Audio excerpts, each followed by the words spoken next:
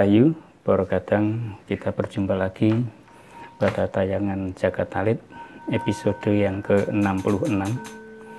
Kali ini masih melanjutkan pembahasan sebelumnya, yaitu mengenai roh kasih. Pada kesempatan ini saya ingin berbagi kepada para kadang untuk menyelami lebih jauh adanya kasih dan adanya dendam yang sering kali kita rasakan di dalam kehidupan kita. Kadang kita sering merasakan situasi, sering merasakan adanya rasa di mana kita itu bisa mengalami sentuhan kasih, tapi juga kita bisa mengalami kuatnya dendam di dalam diri kita yang selalu timbul, yang selalu muncul saat kita itu mengalami peristiwa-peristiwa tertentu. Jadi kadang kasih dan dendam ini sesungguhnya dualitas. Sedangkan dualitas ini adalah hukum yang harus dilalui oleh kita manusia untuk mengerti adanya masing-masing hakikat tersebut.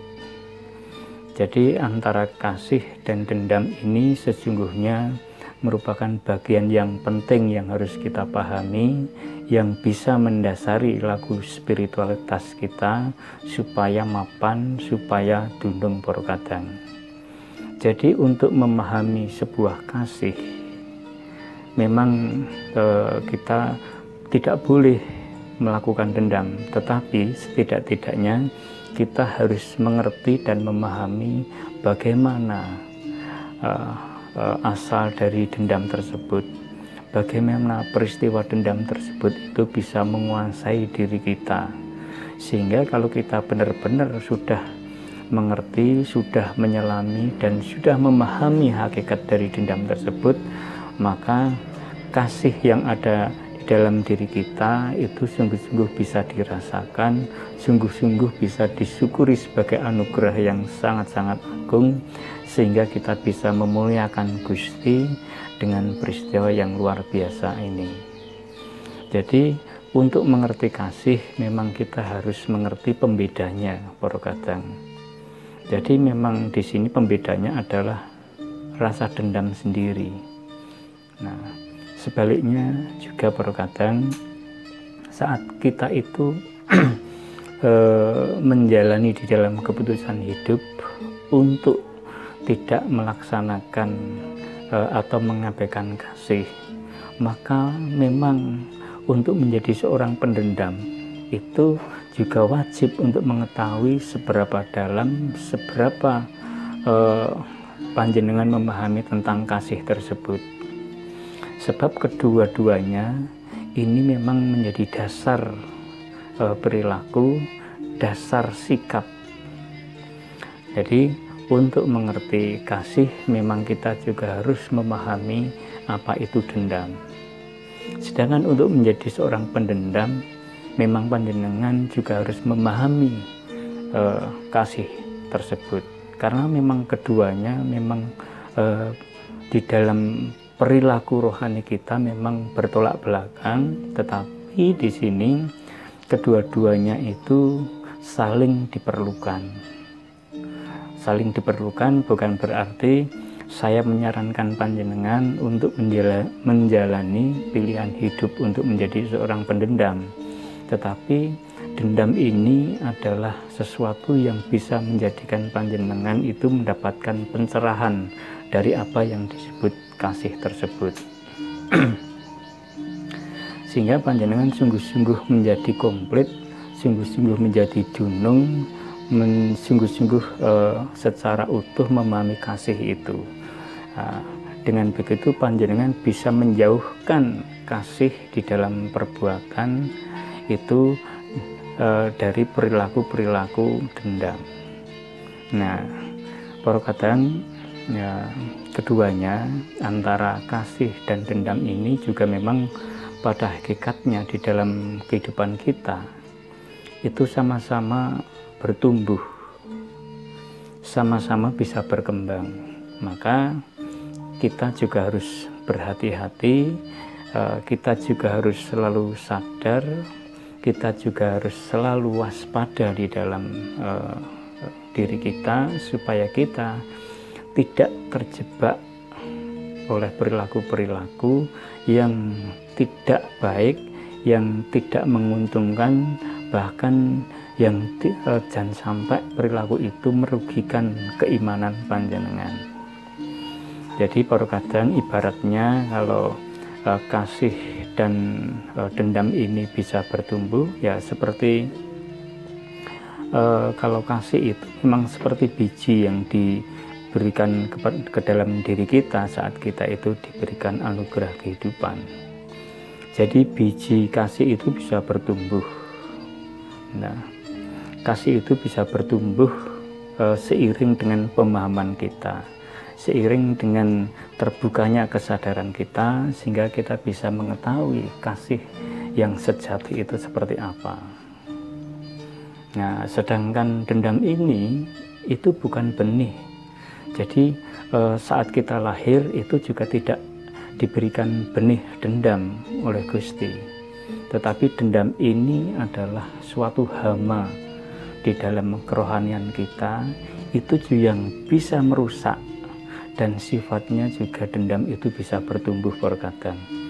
Jadi yang dulunya hanya sekedar kecewa, lalu kekecewaan itu mungkin karena tidak bisa dikendalikan sehingga ngeremboko, membesar, dan akhirnya menjadi dendam yang kesumat. Jadi proses pertumbuhan dendam ini juga menggambarkan bagaimana dendam itu juga bertumbuh. Nah, berbahayanya kadang saat kehidupan kita itu tidak mampu mengendalikan dendam tersebut, maka yang akan terjadi adalah perilaku-perilaku yang sungguh-sungguh menabrak dari hukum-hukum Gusti sendiri. Ya, jadi itu gambaran dasar kadang yang selalu terjadi di dalam kehidupan kita itu antara kasih dan dendam.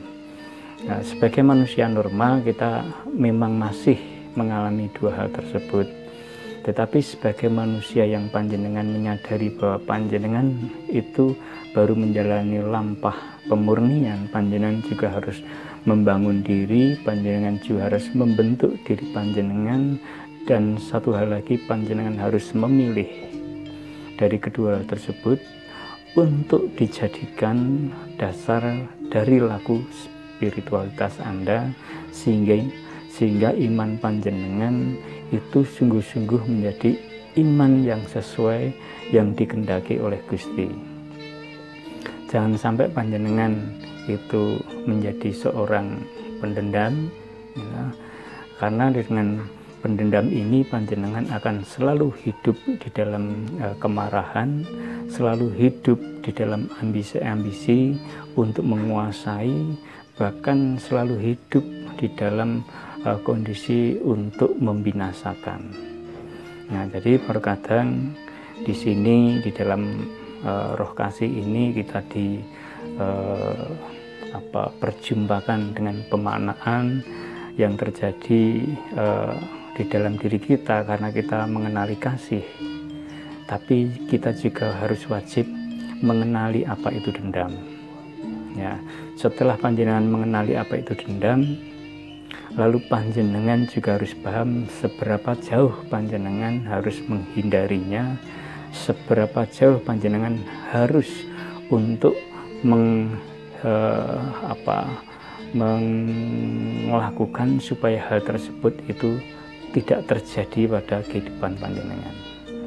Nah, itu baru kadang kalau kita memahami tentang roh kasih yang ada di dalam diri kita, dan ini juga sering ditanyakan oleh kadang-kadang yang lain yang saat menjalani atau saat sinau tentang jagat alit, karena sering merasakan saat dia ingin mencoba merasakan kasih tersebut, tetapi masih banyak ditemukan sampah-sampah rohani yang wujudnya dendam-dendam yang masih tertumpuk, yang masih tersimpan, entah itu jauh di masa lalu, yang selalu mengganggu, selalu membuat samar laku spiritualitas yang dijalaninya.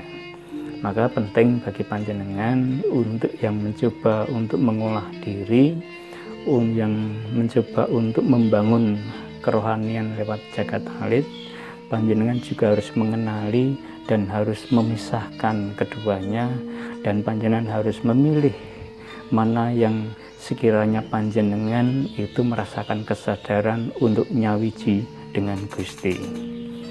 Jadi itu perkadang yang namanya kasih, yang namanya dendam. Jadi kita juga harus memaknai di dalam kehidupan kita. Kadang hidup ini kita tidak sadar apakah dikendalikan oleh kasih, apakah hidup kita ngalor ngidul ngulon ngetan itu dikendalikan oleh ambisi, oleh amarah, oleh dendam yang selama ini menguasai jiwa kita, sehingga kita, perilaku kita kalau sudah menjadi seorang pendendam, di mana-mana, dimanapun juga, sewaktu-waktu perilaku kita, omongan kita, tindakan kita itu akan selalu menyakiti hati orang, akan selalu merugikan orang, dan akan selalu merusak tatanan di dalam hubungan dengan sesama di jagat matya. Demikian perkadang, semoga tayangan ini bisa menambah semangat panjenengan untuk menjalani lampah di dalam jagat alit. Semakin panjenengan meyakini bahwa di dalam diri panjenengan itu sudah ada tuntunan yang bisa memberikan, memahamkan panjenengan pada jalan kebenaran, sehingga hidup panjenengan dengan kasih yang panjenengan rasakan, panjenengan bisa mengalami sukacita yang luar biasa.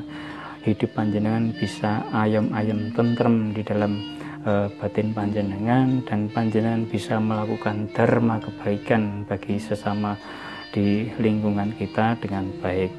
Dengan begitu panjenengan menjadi manusia yang utuh, menjadi pribadi-pribadi yang menarik, menjadi sosok-sosok yang bisa menjadikan pembaharu di tengah masyarakat. Nah, demikian perkadang, semoga ulasan tentang makna dari kasih dan dendam ini semakin menguatkan panjenengan, semakin meneguhkan panjenengan di dalam membangun keimanan panjenengan. Matur nuwun perkadang yang sudah kerso nyimak video ini. Semoga kita masih bisa diberi kesempatan untuk berjumpa di episode-episode yang akan datang. Matur nuwun, rahayu.